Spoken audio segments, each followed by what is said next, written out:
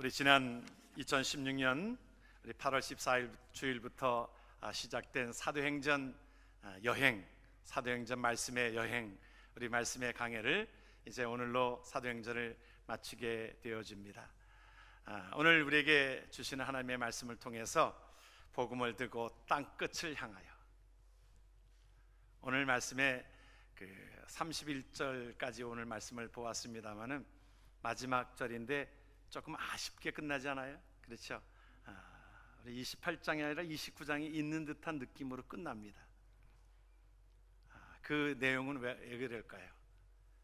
29장은 우리가 써내려가야 할 그 장이기 때문에 그렇습니다. 그래서 제목을 사실은 사도행전 29장은 우리의 몫입니다. 여러분들이 그렇게 제목을 가지고 함께 말씀을 생각하면 좋겠습니다. 런던 타임스에서 가장 행복한 사람에 대한 정의가 무엇인가 그렇게 공모를 했던 적이 있습니다. 그런데 1등으로 뽑힌 그 작품은 뭐냐면 하나의 모래성을 막 완성한 어린아이의 모습, 그거를 정의했어요. 그래서 1등으로 뽑혔습니다. 행복한 모습이라는 것이죠. 그리고 2위는 어머니가 아기를 목욕을 다 깨끗하게 시키고 난 그 어머니의 모습, 이것이 행복한 모습이다, 그렇게 정의를 했습니다. 3위는 목공예를 하는 그 사람이 세밀한 공예품을 다 완성하고 나서 휘파람을 부는 그 모습이 행복한 모습이다. 4등은 어려운 수술을 하고서 그 생명을 구한 의사의 모습이다 그랬어요. 행복이 우리가 먼 데 있는 것이 아니라 우리의 삶 속에 가까이 있다라고 하는 것을 말씀해 주고 있죠.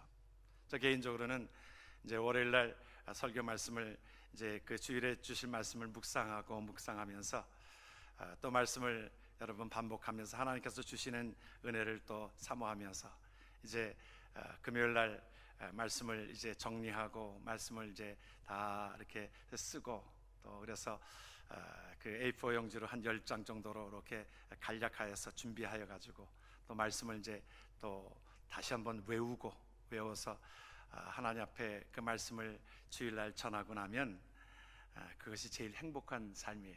그래서 주일날 저녁에 목사에게는 예배를 마치고 설교를 다 끝나고 나면 무거운 짐을 다 내려놓은 것 같아서 참 쉼이 있어서 그 시간이 참 행복한 시간입니다. 그래서 그 시간에 밥을 먹어도 소화도 잘 되고 참 흐뭇한 그런 행복함을 우리가 갖게 합니다. 우리가 하나님 앞에 저와 여러분들이 살아가는 데 있어서 행복이 무엇이냐, 하나님께서 우리가 행복하기를 원하고 계세요. 우리가 행복한 삶을 살기를 원하고 있습니다.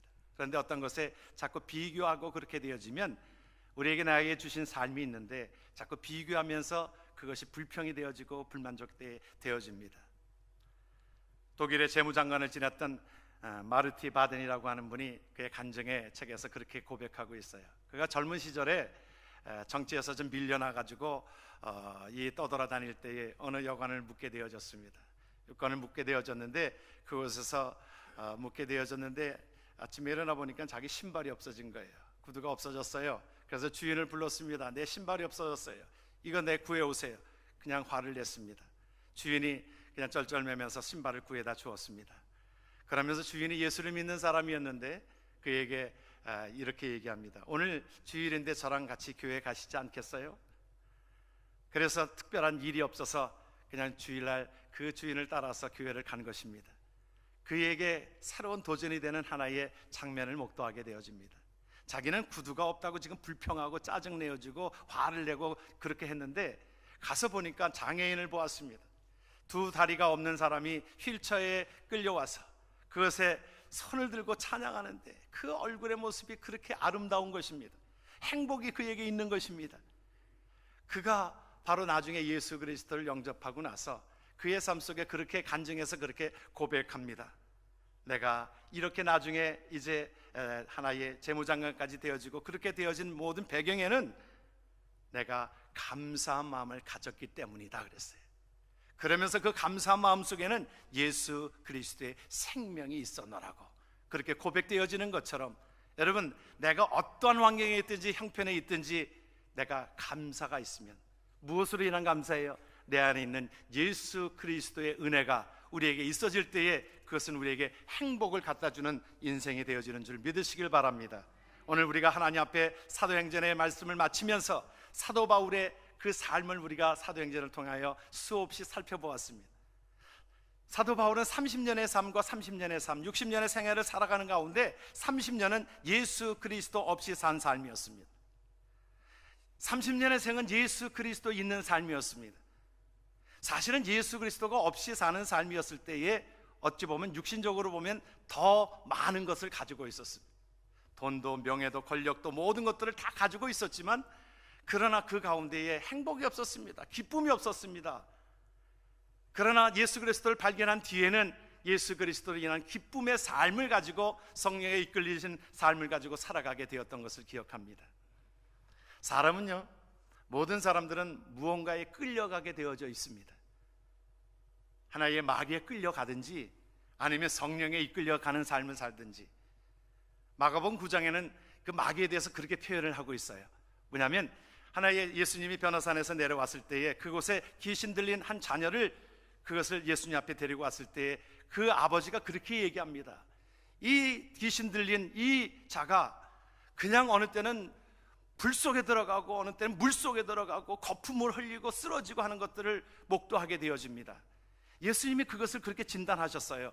뭐냐면 그것이 귀신이 그렇게 끌고 갔다라고 하는 것입니다. 귀신의 정체를 말하고 있는데 귀신이 그를 끌고 갔다고 그랬어요.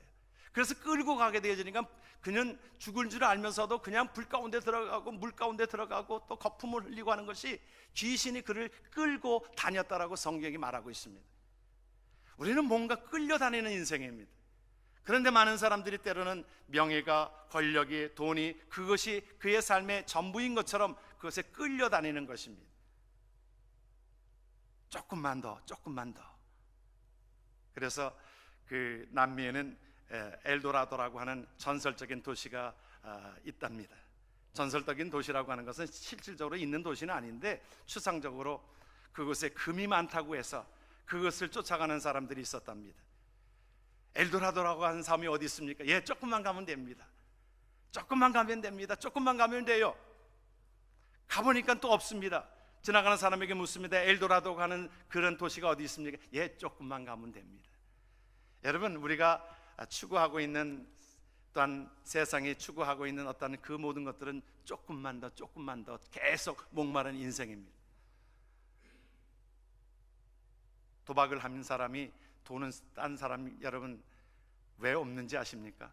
여러분, 도박이라고 하는 것은 뭐 카지노 같은 것도 사실은 확률적으로 보면 딸 수도 있죠. 그렇죠? 확률 게임이니까 어느 때는 딸 수도 있는데 왜 따지를 못하느냐? 우리가 어느 선에서 만족하겠어요? 조금 이게 땄습니다. 만족합니까? 조금만 더, 조금만 더 그러다 보면 앉아있는 시간이 오래 있다 보면 잃고 맙니다. 또 조금 있다 보면 본전 생각납니다. 갔다가 붙습니다. 결국에는 패가망신 당하는 것입니다. 여러분, 우리 인생이 그렇습니다. 다 모든 인생이 때로는 그것에 조금만 더, 조금만 더. 명예가 있으면 이 정도면 될 것이다, 권력이 있으면 이 정도면 될 것이다, 돈이 이 정도면 될 것이다 라고 하는 성한 선이 없습니다. 우리는 계속적으로 조금만 더, 조금만 더. 사도 바울에게 있어서 30년의 생애는 그러한 생애였습니다. 그래서 그 권력을 얻기 위하여 모든 것들을 그 예수 그리스도를 믿는 사람들을 죽이기 위하여 다메섹으로 가는 그 여정 속에서 예수 그리스도를 발견한 이후의 삶은 뭐라고 고백합니까? 내가 기히 여기는 돈도 명예도 권력도 내가 이 모든 것들을 배설물로 여기노라. 내 안에 예수 그리스도의 생명이 나를 움직였으므로, 성령이 나의 삶을 좋은 것으로 인도하였으므로, 하나님께서 좋은 것으로 선한 것으로 인도하시는 하나님의 은혜가 있기에 나는 행복하였노라. 여러분, 우리가 사도행전의 역사를 보게 되었지만 사도 바울이 육신적으로 보면 그렇게 우리가 보기에 편안한 모습은 아니었습니다. 그는 돈도 다 뒤로 하고 이제 복음을 증거하는 사역자로 나섰을 때 돈을 얻기 위하여 이제 장막 깁는 일, 텐트 메이커로 일을 하면서 하나님의 일들을 감당하고, 때로는 그에게 때로는 억압하고 힘들게 하고 자기에게 매를 때리고 그런 자들 앞에서도 사도 바울은 무엇입니까? 나는 행복하였노라. 왜 그렇습니까? 본문의 말씀에 보게 되어지면 우리가 함께 보았던 말씀 속에 그 비결이 있습니다. 20장의 말씀을 같이 한번 말씀을 봅니다. 오직 성령이 각 성에서 내게 증언하여 결박과 환난이 나를 기다린다 하시나 내가 달려갈 길과 주 예수께 받은 사명 곧 하나님의 은혜의 복음을 증언하는 일을 마치려 하면은 나의 생명조차 조금 더 귀한 것으로 여기지 아니한다. 다시 말하면 여러분, 두 가지 핵심적인 내용이 있습니다. 뭐냐면 앞에 있는 말씀 속에 성령이 내게 증언하고 있습니다. 성령이 증언하고 있어요. 육신적으로 보면 예루살렘에 들어가면 당신을 죽이려고 한 사람들이 40명이나 결사대가 준비되어져서 당신을 죽이려고 합니다. 하나님께서 그런데 그 가운데 건지셨습니다. 로마의 군병들을 오히려 보초로 세워가지고 그를 보호하셨습니다. 로마의 시민권을 가지고 있었기에. 풍랑이는 우리 지난 주간에 말씀을 보았지요. 276명의 탄 배가 풍랑이 일어서서 14일 동안 그 모진 고통과 그 가운데서도 한 사람도 생명이 해함이 없이 하나님의 도우심을 받았습니다. 왜 그랬을까요? 하나님께서 사도 바울과 함께 하셨던 성령의 사물로 말미암아 복음이 확장되기까지, 로마에게까지 하나님께서 너와 함께 하겠다라고 약속하신 그 말씀을 통하여 하나님은 위로해 주셨습니다. 하나님께서 함께 하셨던 그 삶이 있었기에, 성령의 인도하심을 받았던 그의 삶이기에, 그 전에는 육신적으로 내 삶이 나로 인하여 내가 끌고 가는 삶이었고 뭔가 사탄에 끌려가는 그러한 삶이었지만, 내 삶 속에 성령께서 이끄시는 삶이 되어질 때 그 삶은 내가 행복하였다라고 고백되어지는 것입니다. 그리고 내가 할 일을 찾은 겁니다. 하나님 앞에 목숨 바쳐서 일할 수 있는 그 사명을 발견한 사도 바울에게 있어서는 그의 삶이 행복하였노라. 여러분, 저와 여러분들은 이러한 자인 줄 믿으시길 주의 이름으로 축원합니다. 하나님께서 성령이 이끄시는 삶이 되어짐으로 인하여 성령의 이끄심을 받은 자들이기 때문에 행복한 자요, 우리에게 분명한 사명을 우리에게 주셨습니다. 그 사명을 감당할 때 사도 바울은 어떤 마음을 가졌습니까? 내가 달려갈 길을 마치고 하나님 앞에 이 사명을 감당했을 때 하나님께서 주시는 부름의 상이 내 앞에 있으므로, 의의 면류관이 내 앞에 있으므로 내가 그 상급을 받을 것을 기억하게 되어지니까, 디모데후서에서도 내가 죽을 날이 가까이 오지만 이제 하나님께서 나에게 주신 그 부름의 상을 받기 위하여 날아가는 그 삶 가운데 죽음이 와도 두려운 것이 아니라 오히려 흥분된 마음인 것입니다. 저와 여러분들의 삶 속에 이러한 삶이 되어지기를 주의 이름으로 축원합니다. 말씀을 보게 되어지면 오늘 31절에 그 말씀을 보게 되어지지요. 담대히 하나님 나라를 전파하며 주 예수 그리스도에 관한 것을 가르치되 그 많은 사람이 없었다. 28장의 마지막 절입니다. 29장은 우리가 써 내려가야 될 것입니다. 우리 교회가 써 내려가야 될 것입니다. 우리 화산지대를 가보면 여러분들이 아마 하와이에 가셨던 분들은 아실 겁니다. 화산이 세 가지의 화산이 있습니다. 한 종류의 화산은 활화산입니다. 지금도 그 화산지대에서 계속 불꽃이 올라오는 화산이 있습니다. 여러분들 아마 보신 분들 계실 거예요. 그래서 그곳에 마그마가 계속 용솟음치고 있습니다. 그래서 그것이 흘러 넘쳐가지고 그것이 바다 내로 내려가고 해서 밤에 이렇게 보게 되어지면 정경입니다. 그곳에 밝은 불빛이 이르게 되어지고 그 밑에 그 용암이 흘러내려가지고 물에 내려가서 그것이 물이 하나의 수증기가 올라오는 것들이 장관입니다. 여러분 하와이 안 가보셨어요? 그것도 하나의 밤에 보는 하나의 좋은 풍경입니다. 그것은 활화산이 계속 그것이 그 마그마가 그 안에서 계속 타고 있기 때문에 그렇습니다. 뜨거운 그것이. 또 하나는 무엇입니까? 그 가운데 화산은 화산인데 그것이 휴화산이 있어요. 그것은 잠시 그것은 멈추고 있는 겁니다. 그런데 언제 그것이 화산이 폭발할지는 모르는 상태에 있는 것을 휴화산이라고 합니다.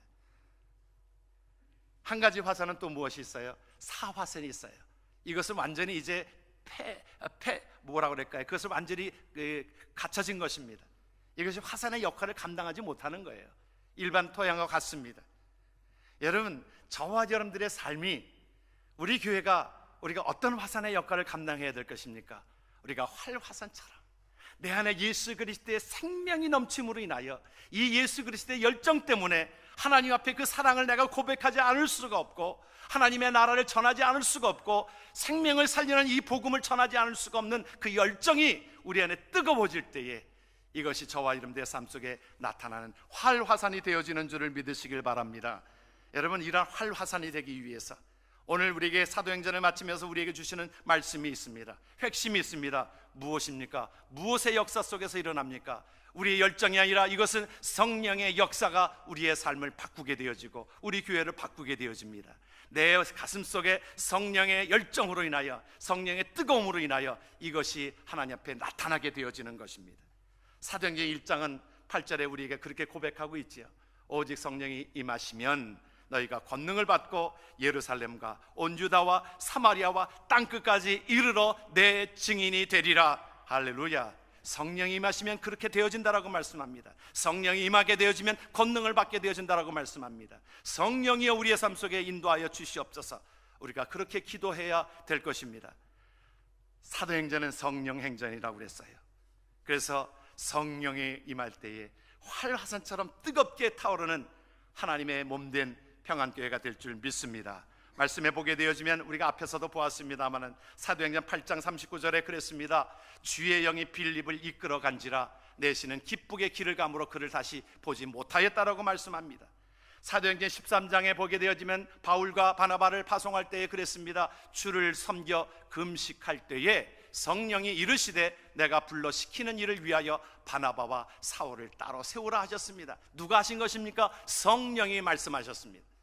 4절에 보게 되어지면 두 사람, 바울과 바나바입니다. 두 사람이 성령의 보내심을 받았습니다. 실리가에 내려가 거기서 배 타고 구브로에 가서 복음을 증거하는 장면이 나오게 되어집니다. 하나님의 백성들이 어떻게 되어졌어요? 사도행전 2장 4절을 보게 되어지면 하나님께서 그들이 다 성령의 충만함을 받고 성령이 말하게 하심을 따라 다른 언어들로 말하기를 시작하니라. 여러분, 성령의 충만함을 잊게 되어지면 하나님의 나라의 언어를 말하게 되어지고 사랑의 언어를 말하게 되어지고 격려하는 말을 하게 되어지고 세우는 말을 하게 되어진다, 이 말입니다. 미리 그것을 요엘 선지자는 그것을 우리에게 말씀해 주고 있습니다. 요엘 선지자는 그렇게 말씀하고 있죠. 2장 28절에 하나님 앞에 그 후에 내가 내 영을 만민에게 부어주리니. 여러분, 성령은 우리에게 모든 자들에게 내려주는 것입니다. 목사뿐만이 아니라 모든 믿는 자들에게 성령을 부어주시리니 너의 자녀들이 장래일을 말할 것이요 너의 늙은이는 꿈을 꾸며 너의 젊은이는 이상을 볼 것이라. 할렐루야. 하나님께서 우리에게 약속하신 것입니다. 성령께서 우리에게 성령의 충만함으로 말미암아 우리의 자녀들이 소망이 없는 자녀들이 아니라 장래일을 보게 되어지고 말하게 되어지고, 나이 들었다고 그것이 힘든 인생이 아니라 나이 든 자들에게도 하나님께서 꿈을 꾸게 한다. 여러분, 하나님의 나라를 꿈을 꾸는 놀라운 하나님의 백성 되어지기를 주의 이름으로 축원합니다. 갈렙이 그것을 하나님의 나라를 꿈꾸게 되어지니까 85세 된 그 늙은이에게도 하나님의 놀라운 은혜 가운데 그 열정이 뜨거워지게 되어지니까 성령으로 말미암아 젊은이들도 가지 않는 그곳에 이 산지를 내게 주소서, 내가 나아가겠습니다. 하나님의 나라를 소원케 되어지니까 그 열정이 생기게 되어지는 것이 뭐라고 그랬어요? 늙은이는 꿈을 꿀 것이라, 너의 젊은이는 이상을 볼 것이라, 비전을 갖게 될 것이라, 삶의 소망을 갖게 될 것이라고 성령이 임하게 되어지면 그런 삶을 살게 될 것이라고 우리에게 말씀해 주고 있는 것입니다. 여러분, 그 찬송시를 제일 많이 쓴 사람이 누구입니까? 우리 파니 크로스비. 그래요. 그래서 여러분, 찬송가를 보면은 그 왼쪽에 작사자가 있잖아요. 작사자가 있는데 파니 F.J. 크로스비라고 하는 분은 이분은 95세까지 사셨는데 그는 평생에 찬송시를 9,000시를 썼습니다. 9,000개를 썼어요. 그 중에 우리 찬송에서도요 21개의 찬송시가 그의 찬송시입니다. 그 찬송 가운데 그것이 있잖아요. 나의 갈 길 다가도록 예수 인도하시니 내 주 안에 있는 긍휼 어찌 의심하리요. 믿음으로 사는 자는 하늘 위로 받겠네. 무슨 일을 만나든지 만사형통하리라. 무슨 일을 만나든지 만사형통하리라.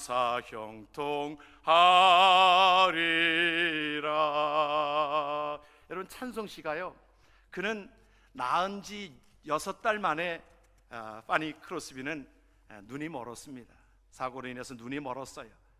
그런데 그 가운데에 하나님 앞에 들려주는 찬송시를 9,000개나 그 아름다운 주옥 같은 글들을 쓰게 하였습니다. 그런데 그의 삶 속에 무슨 일을 만나든지 만사형통하리라. 여러분, 우리가 장님을 보면 우리가 오히려 위로하려고 들지 않습니까? 그런데 그의 고백 속에 그 안에 있는 예수 그리스도의 생명, 성령으로 인하여 무슨 일을 만나든지 만사형통하리라 그랬어요. 그에게 그랬습니다. 많은 사람들이 그렇게, 참 하나님께서 당신에게 많은 은사를 주셨는데 한 가지만 더 한다면 당신의 두 눈을 볼게 할 수 있다면 얼마나 좋겠습니까? 그랬을 때에 그는 그것을 그렇게 얘기합니다. 아니에요, 내가 이제 눈을 뜨고 싶지 않습니다. 내가 주님 앞에 섰을 때에 주님을 처음으로 만나보고 싶기 때문에 그렇습니다. 무엇보다도 그의 안에 있는 예수 그리스도의 생명이 그의 삶을 그렇게 만들어 놓은 것입니다. 성령이 그의 삶을 그렇게 만들어 놓은 것입니다. 성령의 은혜와 삶이 저와 여러분들 속에 간직하기를 주의 이름으로 축원합니다. 그 삶 가운데 사도 바울이 하나님 앞에 행복하였던 그의 삶은 하나님 앞에 사명을 가진 자였기 때문에, 사명을 감당하는 자였기 때문에 하나님 앞에 그 모든 것들을 하나님 앞에 능력으로 임하게 되어졌던 것을 기억합니다. 사도행전 3장에 나오는 베드로가 하나님 앞에 그는 비겁한 자였습니다. 예수님을 모른다라고 한 것이 계집종 앞에서도 예수님을 모른다라고 3번씩이나 부인했던 그가 성령이 임하게 되어지니까 권능을 얻게 되어지고 담대하게 그렇게 외치게 되어집니다. 성전 미문 앞에서 안진뱅이로 구걸하던 그 자에게 일어나 걸으라, 내가 너에게 줄 은과 금은 없지만 주 예수 그리스도의 이름으로 맹언하니 일어나 걸으라. 그에게 담대하게 나아갔던 능력의 삶이 그에게 있었던 것처럼 성령의 은혜로 저와 여러분들이 담대함을 얻고 권능을 얻게 되어지는 줄 믿으시길 주의 이름으로 축원합니다. 사도 바울은 그 삶 속에 하나님의 성령의 인도하심을 따라서 이제 옥중에 들어져 있지만, 물론 그것이 율료로 인하여 좀 혜택을 받아서 복음을 증거할 수 있도록 가택연금이 되어지는 그 상태에서 이제 그는 주의 복음을 증거하는 그러한 사역자로 쓰임받게 되어졌습니다. 그런데 보십시오, 사도 바울이 그 적은 죄수의 몸으로서 하나님 앞에 담대하게 증거하고 있는데, 여러분, 우리는 죄수들은 아니잖아요. 그런데도 우리가 복음을 증거하지 못하는 이유가 어디 있습니까? 우리는 때로는 그 복음이 그를 금세 변화시킬 거라고 생각되어지는 것에 우리의 삶이 어느 때는 들여지질 못하기 때문에 그렇습니다. 그런데요, 우리가 모니카 여사를 우리가 기억합니다. 누구예요? 어거스틴의 어머니는 그 어거스틴을 위해서 15년을 기도했습니다. 1년을 기도하여서도 변하지 않았습니다. 방탕한 그의 모습은 변해지질 않았습니다. 10년을 기도하였는데 10년 되던 때에 그가 이상한 교회에 빠지게 되어지면서 오히려 어머니의 마음을 더 괴롭힙니다. 그런데 15년이 지난 뒤에 그의 삶은 예수 그리스도의 생명으로 얻게 되어지고 예수 그리스도를 발견하게 되어지고, 여러분, 어거스틴을 얘기할 때 우리는 꼭 앞에 붙이는 단어가 있어요. 무엇입니까? 성 어거스틴이라는 겁니다. 그렇습니다. 우리가 하나님 앞에 복음을 증거할 때에 우리가 그 즉시 그것이 나타나지 않아도, 내가 예수를 믿으세요, 교회 가십시다, 그렇게 할 때 즉각적으로 반응이 나타나지 않아도 하나님께서 그의 삶 속에, 하나님께서 때가 되면 하나님께서 그 모든 말씀이 그의 삶 속에 움직여짐으로 하나님의 나라가 이루어지게 되어지는 것을 기억하기를 바랍니다. 사도 바울이 하나님 앞에 복음을 담대하게 증거하였을 때에 믿는 사람도 있었고 그렇지 못한 사람도 있었습니다. 그런데 그것으로 인하여 여러분, 놀라운 일들은 성경을 보게 되어지니까 그의 가정 속에 하나님 앞에 임하게 되어지고 모든 자들에게 임하게 되어져서, 여러분, 놀라운 것은 하나님 앞에 빌립보서 4장 22절을 보면 그랬어요. 모든 성도들이 너희에게 문안하되, 특별히 누구에게? 가이사 집 사람 중에 그 사람들에게 문안하라 그랬어요. 가이사는 누구예요? 황제입니다. 황제의 집에, 로마의 황제의 집에, 그 가정에 복음이 증거되게 되었다는 말입니다. 그 후에 복음이 확장되어져서, 여러분, 로마는 기독교를 핍박하는 그러한 국가였습니다. 그런데 그 나라가 여러분들이 기억하시는 대로 313년에 기독교가 국교로 인정되어지는 그 놀라운 삶 가운데, 그 후에 여러분 260년 뒤에 하나님의 복음이 그에게, 로마에까지 복음이 확장되어져서 기독교를 핍박하던 나라가 기독교를 국교로 인정되어지는 놀라운 역사가 있게 되어졌던 것은, 이제 사도 바울이 그 가운데 복음을 로마에 가서까지 복음을 증거하게 되어진 하나의 결과라고 하는 것입니다.